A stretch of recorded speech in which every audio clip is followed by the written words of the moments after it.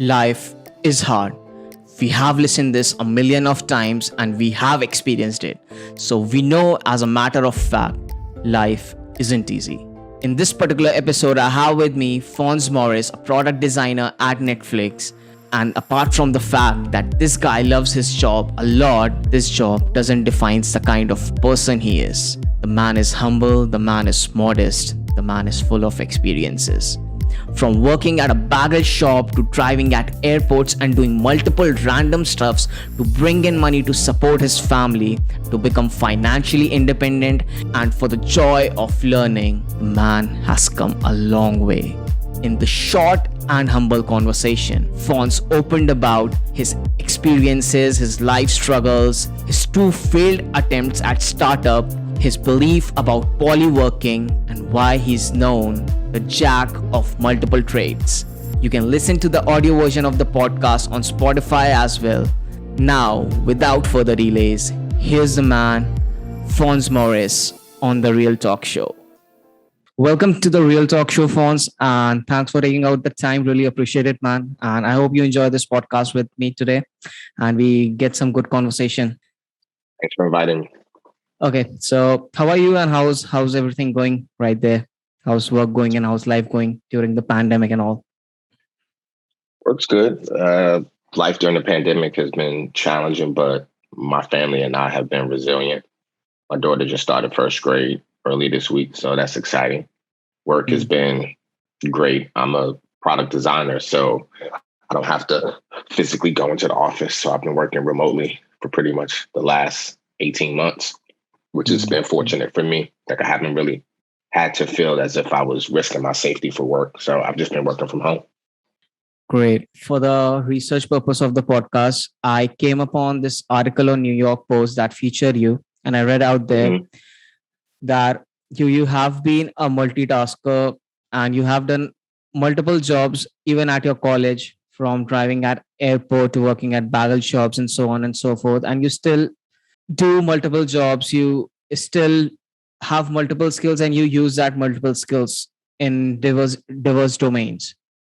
Now, my Mhm. question to you is, when you reflect back to those times, what importance and what significance do those old times actually hold for you, and how do you value those old times when you were at college, and when you retrospect, what kind of a learning that you get from it, and how do you still implement those learnings in your current life as well?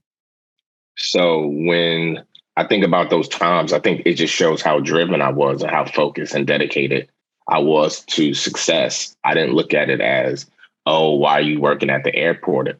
I looked at it as I'm bringing in income. I'm making money to support myself legally, and I can help my family back in New York. And my dad was a hard worker, entrepreneur. My mom, hard worker, went to work every day. My sister, hard worker, went to work every day. So I've just been instilled with that hard work nature. So I just looked at it as something that I had to do to survive. So whatever job it was, whether it was working at the airport, driving cars, whether it was sweeping hair at a barbershop, whether it was doing AutoCAD designs for a telecommunications company, bartending, whatever I needed to do, I needed to make sure that I was just bringing in some income so I can support myself. And I'm proud of it. Like, I think it really shows why you should dedicate time, why you should stay focused and believe in yourself and invest in yourself, because all of those jobs were just temporary. And look where I am now. So if I didn't do those jobs then, I wouldn't be where I am now. And that's why I think life is about stepping stones, and you should look at everything as an experience. Experience is the best teacher. So I always tell everybody that I wouldn't change anything. If I had the ability to change anything, I wouldn't, because then I wouldn't be where I am. I wouldn't be who I am now. And I think a lot of those experiences have given me character, as well as they've helped me become a leader, as well as they've helped me be very open-minded about my life and life in general. So I'm proud of those. And when I look back, I'm so glad that I made those decisions that I made. They were all really good decisions at the time. And I'm just proud that I was giving myself 150% the best way I knew how. I didn't have a mentor. A lot of the decisions I had to make on my own, but they were the best decisions not the best decisions. I made the best decisions that I thought at that moment. So I have no regrets. and I'm excited about the future. Great. Well, that's really inspiring. You talked about experiences and the importance of having experiences, whether good or bad. And we usually learn from bad experiences more. Could you just tell any of such experiences that you find were really important in your life? They kind of opened a new gate of opportunity for you. Are there any kind of those experiences which you have had in your life, which you feel were really the key deciding moments in your life? Yeah, I did a startup twice. I've helped found two startups, and both of them Hmm. ended up not working out. So both of those times were really challenging times. I had to find a whole new way to make money because my startup ran out of funding, and I had to find new confidence in myself because the business didn't make it. And like I had to really figure out, was entrepreneurship for me or did I want to do something else? So Hmm. you end up finding yourself in this position of, are you going to let the failure stop you, or are you going to let the failure motivate you to keep going? I'm one of those type of people where I learn from good or bad experiences, and failure is more of a teacher to me than it is a roadblock. So after I just licked my wounds from being sad about the businesses not working, but I knew I still had a lot of talent and a lot of skill to give. And I just dusted myself off and got up and kept going. So I would say both times the startup didn't work. It put me in a really humble position to have to ask myself, Hmm. what's next? And it's kind of like starting from scratch. So I've had to start from scratch twice. Great. But I would have, once again, I wouldn't have changed anything because I learned so much about myself, business, life, and I'm still using those lessons now, and I'll use those lessons for the rest of my life. Great. You just talked about that those two experiences, those two experiences actually taught you something about yourself. Could you just break that down? How these experiences, which are not sort of a success from a society point of view, but Mhm.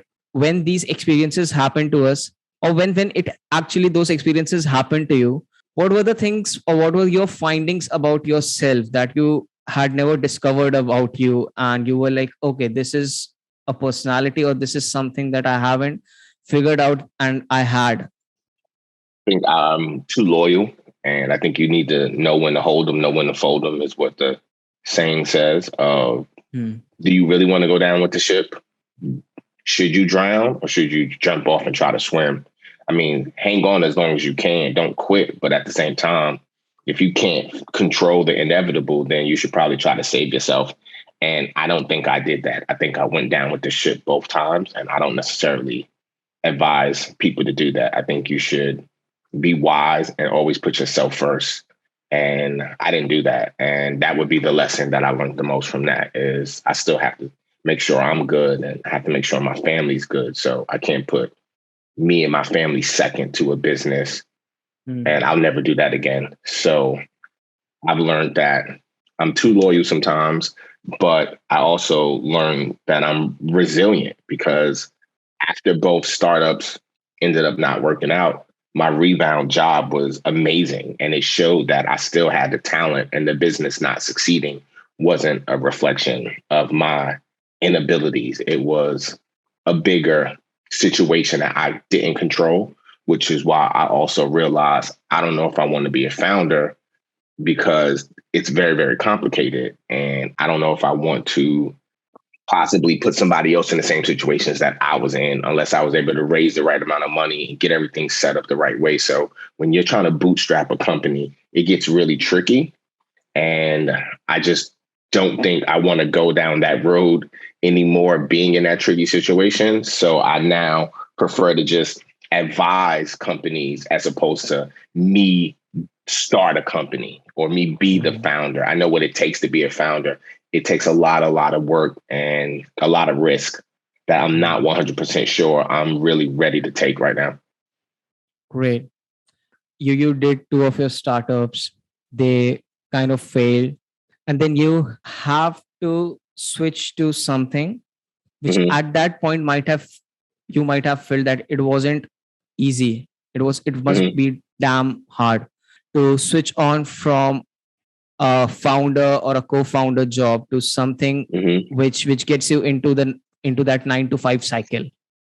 Mm-hmm. How did you manage that shift or that transition from something where you were sort of independent and Mm-hmm. you had your own time, you were doing something which you must be passionate about, that's why you started up, and then shifting to something after having two back to back failures with startups? How difficult was it, or how difficult was that shift? Like it wasn't difficult because I'm not an ego driven person. I'm all about success. Hmm. And I really appreciated the stability of corporate America. There's some stability in entrepreneurship. I'm not going to jump out the window and say it's not, but it Hmm. takes time to get stable as an entrepreneur. Corporate America, they already have the funding, they already have their business model, they already have their revenue coming in. So you don't have to worry about, are you getting paid on time? Is this customer paying you? All the Hmm. finances side, you don't have to worry about. They provide healthcare. They provide all of the things you need to just be able to focus on work. So I was looking forward to that. I didn't look at, and the jobs were great jobs at great companies. So it wasn't, I left a founder and then I had to go do something in a completely different field and it was nothing like what I Hmm. was doing. I just continued doing what I did for my startup at bigger companies and I got to work on bigger projects. I got to meet amazing people. I was able to grow my brand more. So it wasn't necessarily a bad situation. It was just, it taught me how difficult it is to do a startup and be a founder. And it allowed me to ask myself, do I want to put in the time it takes to do that again? Or do I want a more stable job that provides me with the time and the resources to be able to, like I said, either advise or do my own smaller businesses on the side? So the stability and the value of the companies that I went to after my startups were great. So it wasn't really like a bad thing. It was just more of a learning lesson, Great. a step to greatness, a step in the many steps to greatness. Hmm. Cool. You are a jack of multiple trades. You do multiple things. You have built multiple skills. How and when did you realize actually the relevance and importance of being a jack of multiple trades and not just focusing or being a super expert of just one subject, and actually making yourself aware about different domains, diverse domains, so that you could contribute in those domains and then in return you could benefit out of it? When I was in college, my university opened up a computer lab that they just furnished with all kinds of multimedia equipment and computers, cameras, whatever you needed to be able to teach yourself the skills needed to be successful in multimedia slash creative slash design. And I taught myself all these skills and I just saw how in demand I became once I knew how to do all these skills. And it just made me say, keep going on this path. Some people needed Hmm. design help. Some people needed web development help. Some people needed video production. Some people needed video editing. Some people needed graphic design help. So I just saw how in demand design was after I started to let people know that I had these skills. And it just opened up the door to me to say, you should probably keep learning and keep growing these skills because this market's only going to get bigger and better. So I was able to have got in early to be able to really Hmm. see where the industry was going. And then I saw the opportunity. And instead of just saying, let me just go down this way, I figured, let me just try multiple things and just see what sticks. And if multiple Hmm. things stick, then that's even better for me. So that's kind of how it ended up happening. I just got exposed. I exposed myself to multiple disciplines and Hmm. was able to reap the benefits from the multiple disciplines early, which supported me wanting to continue to learn them and grow my skills in that area. And I still use them to this day. Great. One thing which I feel, and this completely comes from the limited amount of experiences that I have, when a person is trying to develop skills that are in diverse domains, first of all, I would like to ask you what I feel when a person is trying to go into diverse fields, there's a challenge that they might face, that they have to develop their relevance in multiple industries. And Mm-hmm. developing that relevance in multiple industries of diverse domains might be challenging. So I Mm-hmm. want to ask you whether this question actually makes any sense or not, And if it does, then what do you feel how a person should approach this challenge and figure out ways to develop their relevance in diverse domains? Well, you should start by working in an industry that you're passionate about. So if you Mm, just looking to say you want to have multiple jobs, then go for it. But that's not going to be enough. If you just want to say, I want to be an engineer and I want to do this, I want to do that, I want to do that, that's fine. At least you have the ambition. That doesn't mean you're going to be able to complete it. I think when you have a passion towards something, you're mm, so enthralled with it, you want to be involved in everything you can. And if it ends up going into different industries, that's fine. Like design. Design is its own industry, but every other industry needs design. So you can go into telecommunication, you can go into healthcare, you can go into e-commerce, you can go into entertainment, anything you want, and it still be under design. So when you start off on the right path and you start to see the things that are linked together, it's not as hard. If you're now just randomly waking up and deciding, I want to be an engineer, that's a really hard profession to get into. So you're going to spend a lot of time trying to be an engineer. And then for you to say, well, I want to learn data science while being an engineer,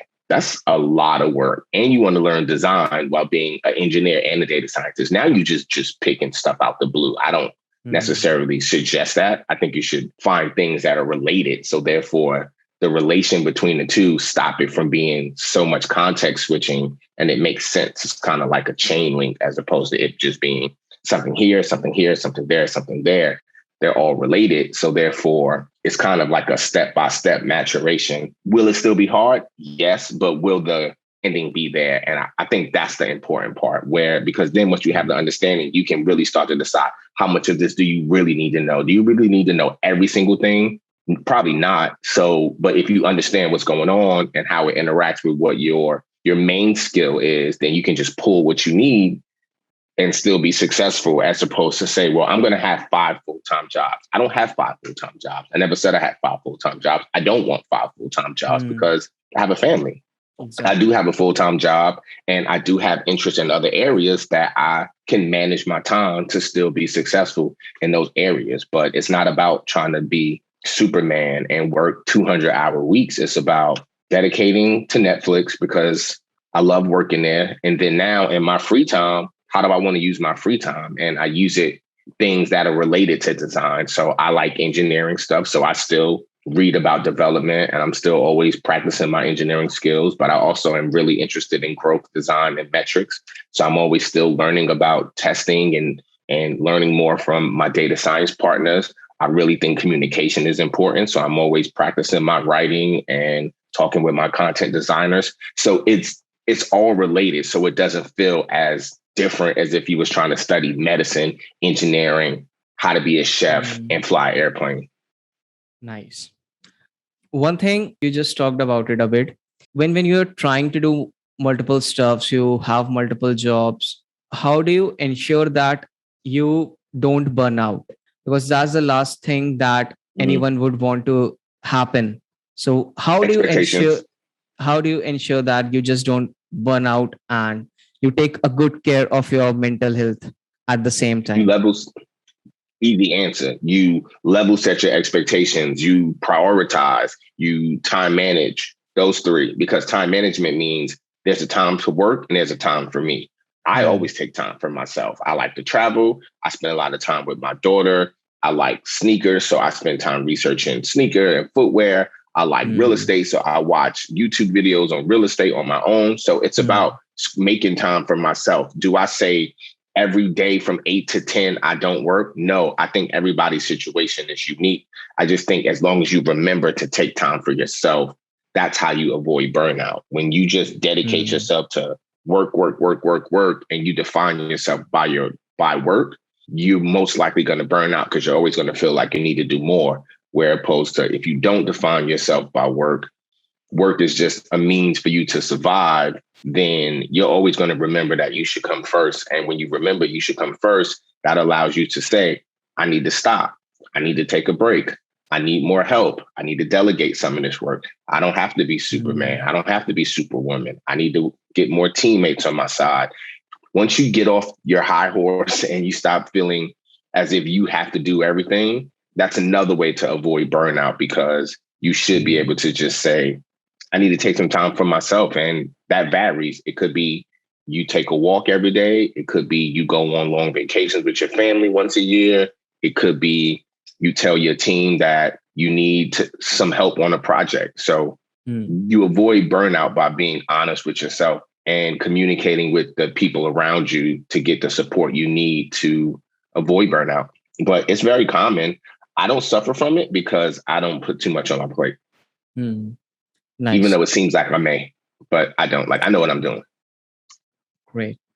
Do you think the kind of environment or the kind of culture one comes from, does that also plays a part in developing one's personality of being a hustler and trying to do multiple stuffs, trying to do more at work? Or is it something which solely depends on an individual's drive to do more and explore more? That's a good question. Like, I think that's a really good question. I think it's a mixture of both because I'm a mixture of both. Like I said, my dad was an entrepreneur. My dad worked 2 full-time jobs while I was in college, while I was in high school and in college. So that exposed me to, if you really want to work hard and get out there, you can. But then at the same time, I like working hard. I like success. So I don't mind putting that time in as well. So my culture supported that and exposed me to that. But then at the same time, me as an individual, that's how I'm wired. So I think it's a mixture of both. I think you could just come from a culture where you see everybody's multitasking, everybody's like, it requires everybody to do a lot to survive. And if you're raised in that kind of environment, you're most likely going to continue that through life. At the same time, if you're one of those people that's intrigued by opportunity and you want to pursue every opportunity that comes across your plate, then you're most likely going to be one of those people who are constantly trying to find things to get into. So if you think about somebody who does A or B, or you do both of those, either way, you're still moving towards being somebody who, like, it's not about working hard. It's about working smart to me. And that's what I choose to do. Work smart while working hard, but it's not just working hard, because I think that the just working hard leads to burnout.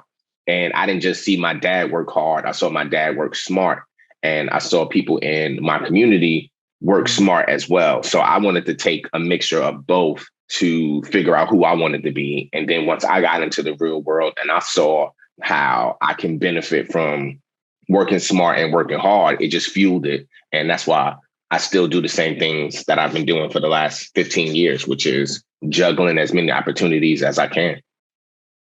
Great.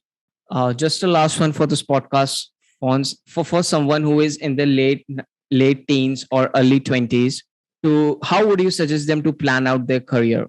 Whether they should focus on developing and becoming an expert at one particular skill, or trying to develop themselves in a more generic way so that they are open to much more opportunities? You definitely should get more of a grip on one thing first. Because if you're going to start 5 things at the same time, you're just going to be okay in 5 things. I got really good at one thing. And because I was really good at that one thing, it opened the door for other opportunities. So I would say most people should take some time to really figure out what their goals are, figure out what their interests are, figure out what their passions are. Those are the foundations of your career. They should be the foundations of your career, as well as honest questions like, what kind of money do you want to make? What part of the world do you want to work in? What kind of people do you want to work with? What size company do you want to work at? So once you stop being so vague with yourself and just say, I want to work in tech. There's tens of thousands of jobs in tech. There's tens of thousands of companies in tech. What industry in tech do you want to work in? It's not just tech. It's not only tech. It's biotech. It's fintech. It's ed tech. You know what I mean? So once you start answering these more specific questions, I think they give you a better understanding of where you are, as well as you should know your strengths and your weaknesses, and you should build your career on that. And I think that gives you a way better path to being happy. At the end of the day, I want everybody to be happy at work. I want work to be fun. Yes, it'll be serious. Yes, it'll be complicated. But if work is not fun and you don't have that passion, that interest, you're going to get disinterested after a while. So that's why I would want people to learn about themselves first and let those answers help dictate where you want to go. Everybody doesn't want to work at Google. Everybody doesn't want to work at a startup. Everybody doesn't want to work for somebody. Some people want to be an entrepreneur, and all of those are fine. You should just be able to understand that's who you are, understand why you're like that, and then decide, is that what you want to do for the duration of your career? Or at the same time, things change. Life's organic. Maybe you, like me, one moment I was a founder. Next minute, I was an art director. Then I was a founder again. And I was a growth designer. And I'm a lead growth designer. So life is fun. It's a lot of ups and downs, but you should get your foundation straight. So and this goes for bigger than people that are late teens or early 20s. In general, you should build your foundation, get a sturdy foundation, and go up from there. Just like a house. If you start building the walls and you don't have a foundation, the house won't stand, or it won't be able to stand time. It won't be able to stand the elements. It won't be able to stand through Mother Nature. So that's why you want to get your foundation set. And then after that, now you start deciding all the other stuff you want to do. Great. That was really an awesome piece of advice. Thanks, Fonz, for joining in once again. And I hope you enjoyed this conversation. Thanks a lot, man. Oh, no, this was great. It's only 30 minutes. Oh, yeah, no, that was great. Those are some really good questions, man. I'm really impressed with the level of questions that you asked. So let me know, like, when this gets live, or so I can share it on my social media. Exactly. And hopefully I can help bring some other people onto the show. Thanks, man. Thanks for the gesture. And I hope you have a nice day. Thanks a lot, man. You too, man. It was nice meeting you.